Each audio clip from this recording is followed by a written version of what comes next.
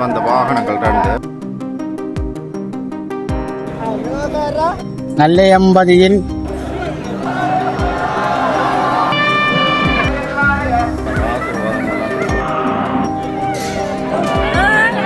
யாழ்ப்பாண நகரினுடைய பிரதான கேந்திர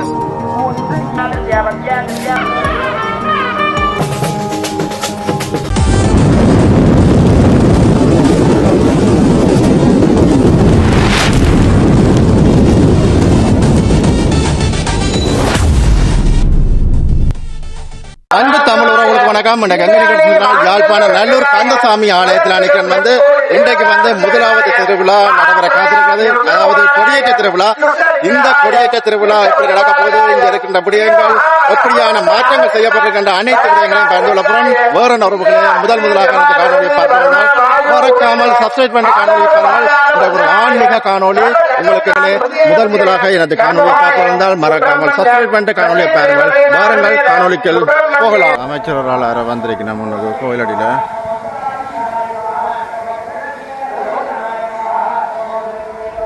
திடீரென்று ஒரு வாகனம் நல்லூர் கந்தசாமி ஆலயத்தை முன்னுக்கு பாருங்க. தென்னிலங்கை அரசியல்வாதிகளை தெரியல பாருங்க. அதில் முன்னுக்கு நிறைய பேர் இதில் ரெண்டு வாகனத்தில் போலீஸ் வாகனம் உண்டு, மற்றது ஒரு கார் உண்டு.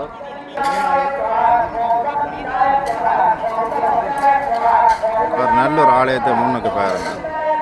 திடீரென்று வந்த வாகனங்கள் ரெண்டு.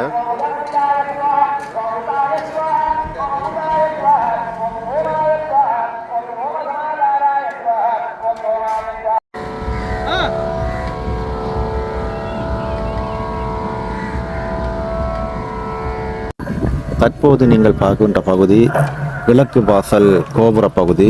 இந்த கிழக்கு வாசல் ஊடாக தான் நானும் பயணித்துக் கொண்டிருக்கின்றேன். உண்மையில் இந்த முறை கிழக்கு வாசல் ஊடாக பயணித்துக் கொண்டிருக்கின்றேன். பாருங்கள், இருபுறமும் எவ்வளோ அழகாக இருக்கிறது.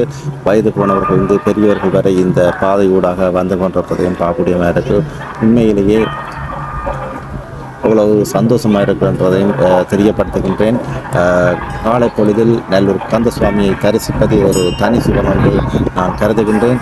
இந்த வளாகத்தில் வந்துள்ளேன். எவ்வளவு சிறப்பாக இருக்குது என்ற பாருங்கள். இந்த வேலிகள் எல்லாம் பக்தர்கள் தங்களுடைய வேண்டுதலுக்காக இங்கே வந்து கொண்டிருப்பதையும் பார்க்கக்கூடிய மாதிரி இருக்கிறது. உண்மையிலே சிறப்பான ஒரு தருணமாக இந்த ஆன்மீக பாதையின் ஆன்மீகத்தில் ஓடு இணைந்திருப்போம். முன்னுக்கு பாருங்க, இந்த இடத்துல பக்தர்கள் கைகளை நினைத்து கால்களை கழுவி கொண்டு போகிறாங்க. இதில் பாருங்க நினைக்கணும். அதே போல இங்கே பாருங்க, முன்னுக்கு நிறைய பக்தர்கள் வந்து கொண்டிருக்கணும். நிறைய பக்தர்கள் பாருங்க. தேங்காய்களை பாருங்க முன்னுக்கு அடிச்சு எவ்வளோ உடைச்சிருக்கிறோம். பார்த்தீங்களா அப்படி கிடக்குது.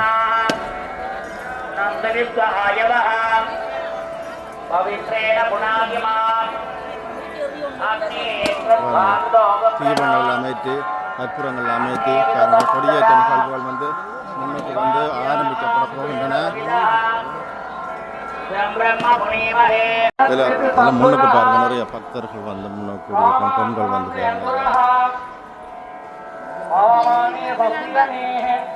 எல்லாம் வல்ல நல்லையம்பதியின் வீட்டிருக்கின்ற நல்லை குமரனும் சண்முகப் பெருமானும் வேட்பெருமானும் மிகவும் அழகிய அலங்கார கந்தனாக விளங்கிக் கொண்டிருக்கின்றார்.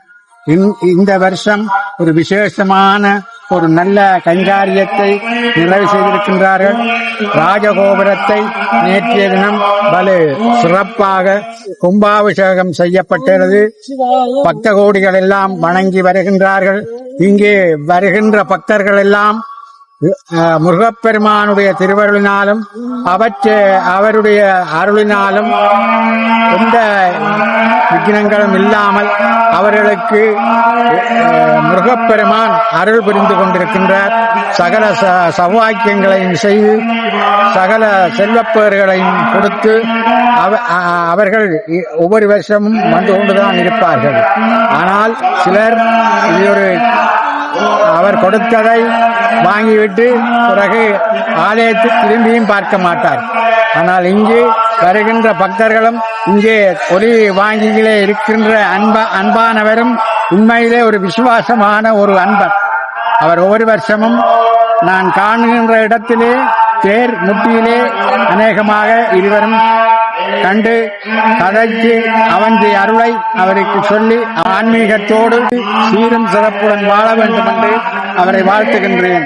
முருகப்பெருமான் எல்லாம் வல்ல நல்லூர் ஆணுடைய திருவடியினாலே இன்று பெரிய விசேஷமான கொடியேற்றம் வைபவத்திலே இந்த யாழ்ப்பாண மாவட்டத்திலே இணுவில் கோக்குவில் கொண்டாவில் தாவடியில் இருக்கின்ற கோப்பாய் ஆகிய பிரதம சிவாச்சாரியார்கள் வந்து இறைவனுக்கு அந்த ஆசீர்வாதங்களையும் கொடுத்து சமஸ்கிருதங்களையும் வழங்கி சிறப்பாக இந்த கொடியேற்ற விழா நடைபெற இருக்கின்றது. இன்னும் ஒரு அரை மணி காலத்தில் கொடியேறும் 10 மணிக்கு என்பதை அறிய தருகின்றேன்.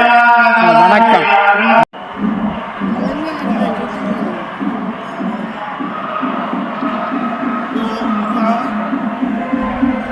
பாருங்க எவ்வளோ பக்த அடியார்கள் வந்து இப்போவே வந்துட்டு பாருங்க. இங்கே பாருங்க வந்து கொண்டே இருக்கு. நம்ம அலையாக லட்சக்கணக்கில் வந்து பக்தர்கள் வந்து கொண்டு போய் பார்க்கக்கூடிய மாதிரி இருக்குது. முன்னுக்கு பாருங்க எவ்வளோ பேர் நிற்கணும்னு சொல்லி அப்படியே நாங்கள் நேராக போவோம். கொடியேற்ற பகுதிக்கு போகிறோம். அதில் வந்து நிற்கிறதே பெரிய ஒரு கேள்விக்குறியான ஒரு விஷயமாக தான் இருக்குது. என்னென்னா அதில் நிற்கல. அது எல்லாருமே அந்த கொடியேற்றத்தை காண்றதுக்காக கூடி நிற்கிற நிறைய பக்தர்கள் வந்து முன்னுக்கு வாங்க அப்படியே பார்ப்போம் போயிட்டு.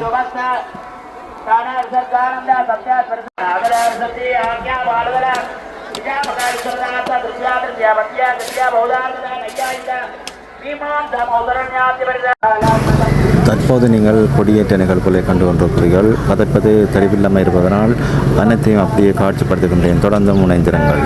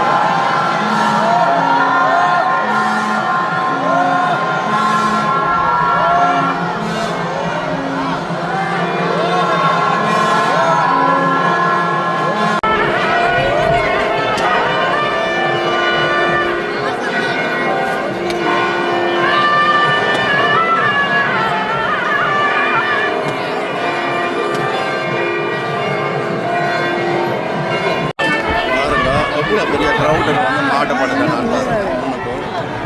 திருநூறு அடுத்து வந்து நம்ம ஒன்று பாருங்க.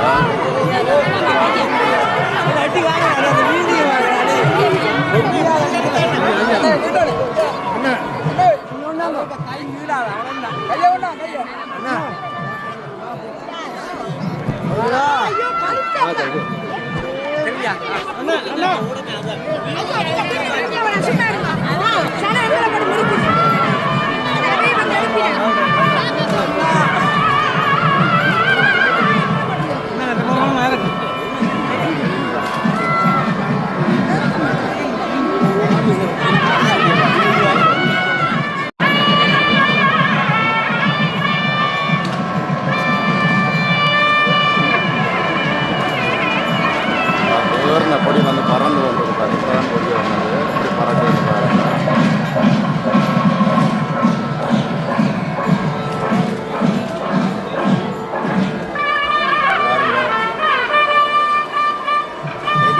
தாங்கவே இல்லாத நெரிசல் கவனமாக இருக்கணும். இந்த நேரங்களில் கொஞ்சம் விளக்குங்களை தாங்கவும் பாருங்க.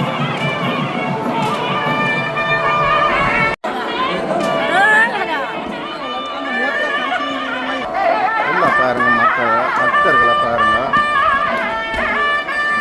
ஆசீர்வாதம் எல்லாம் கொடுத்து வந்துட்டு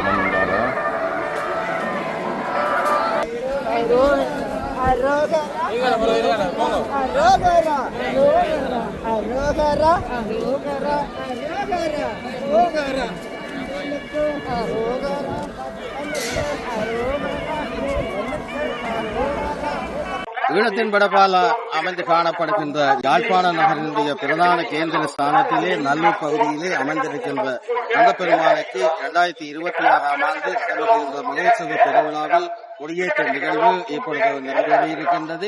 பல்லாயிரக்கணக்கான அடியோர்கள் புடசூழ இப்பொழுது முருகப்பெருமான் ஆலயத்திலே உள்வீதியிலே அங்கே பிரதர்சனமாக வந்து அங்கே காட்சி எடுத்த வண்ணம் இருக்கின்ற அற்புதமான வேளை. எனவே இலங்கை வரலாற்றிலே யாழ்ப்பாண அரசுடன் தொடர்புடையதாக இந்த ஆலயம் காணப்படுகின்றது. இந்த அரசு பின்னணியிலே இருந்து காணப்பட்ட பல்வேறு விதமான நிகழ்வுகள் இப்பொழுதும் அந்த ஆலயத்திலே செயற்பாட்டில் இருக்கின்றது என்ற செய்தியை தருகின்றோம். எனவே யாழ்ப்பாண அரசுகளாலே மித்திர சந்தைக்கு அருகாமையிலே அமைக்கப்பட்ட அந்த நல்லூர் முருகப்பெருமான் ஆலயம் அங்கே புவனேகபாகுவினாலே யாழ்ப்பாண அரசனின் வேண்டுகோளுக்கு இணங்க அவனுடைய மந்திரி புவனேகபாகுவினால் 1248ஆம் ஆண்டு அந்த ஆலயம் அமைக்கப்பட்டது. அந்த ஆலயத்தை நலமிகு யாழ்ப்பாண நகரில் கட்டிவிட்டு நல்ல கிளவிய வந்தவர்க்கு கோயிலும் புதுவித்தானே யாழ்ப்பாண வைபவனாலே கூறுகின்றதல்லவா.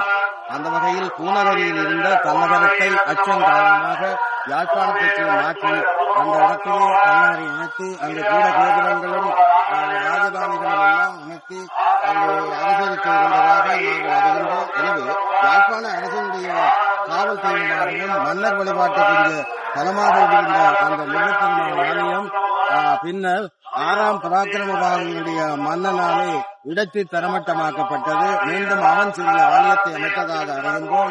இக்காலத்தில் போர்த்துகேயர் பணியெடுத்து வந்த பொழுது யாழ்ப்பாணத்தில் 600 சிவதேவாலயங்களை உடைத்து விட்டதாக தங்களுடைய செய்தியிலே தெரிவிக்கின்றார்கள். ஆகவே அந்த உடைத்த இடத்திலே ஒரு ஆலயம் கட்டப்பட்டது. அதன் பிற்பாடு அந்த ஆலயத்தை அங்கே புவனேகபாகுவின் 6ஆம் பராக்கிரமபாகுவினுடைய சேனாதிபதி உடைத்து விட்டார். பின்பு போர்த்துகேயர்கள் அவனால் புனரமைக்கப்பட்ட அந்த ஆலயம் போர்த்துகேயர் பணியெடுத்து விட்டார்கள். பின்பு ஒல்லாந்தர் காலத்தின் பிற்பகுதியிலே இந்த பகுதியிலே கருணாத மாகாண முதலியாரால் கட்டப்பட்ட நீங்கள் பார்க்கின்ற இந்த நல்லூர் ஆலயம் இப்பொழுது பிரமாண்டமாக 4 ராஜகோபுரங்களுடன் காணப்படுகின்றது. 1000 அடியவர்கள்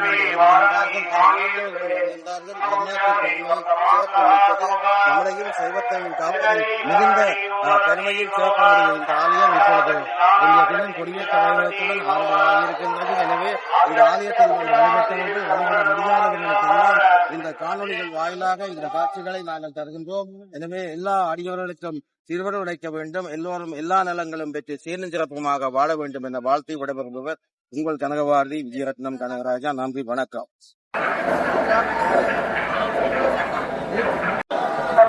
கோயிலுக்கு முன்னுக்கு அதே மாதிரி பாருங்க, உங்க வெளிநாட்டுக்காரரை பாருங்க.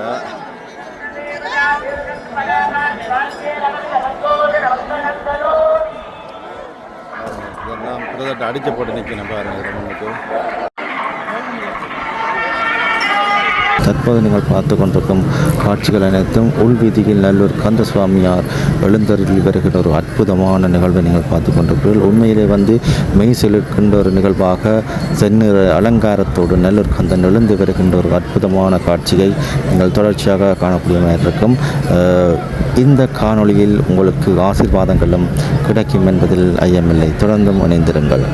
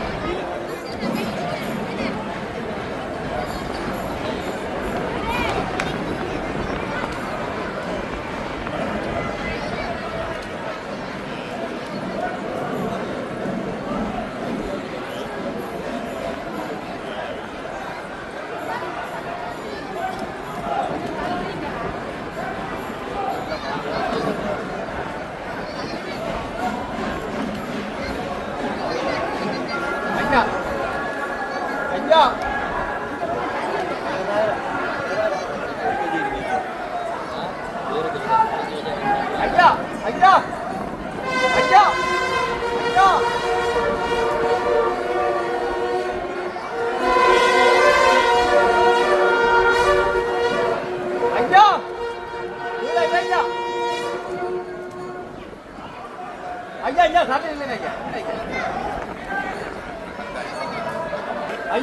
கொஞ்சம் தள்ளி இல்லைங்க ஐயா 10 தரங்க ஒரு மதுரோட போய்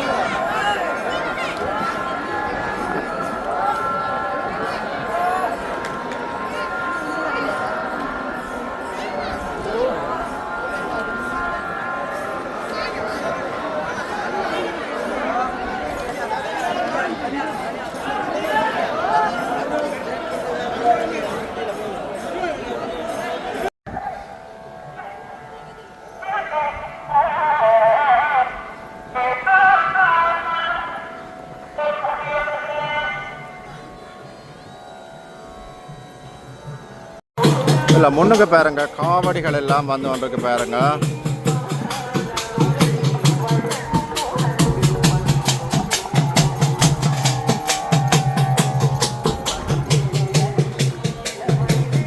அதே நேரத்தில் பாருங்க வெள்ளக்கார இனத்தவர் வந்து வெளிநாட்டவர் வந்து பாருங்க, அதாவது தமிழர் பாரம்பரிய உடைகளில் வந்து கொண்டு போய் பார்க்கக்கூடிய மாதிரி இருக்குது.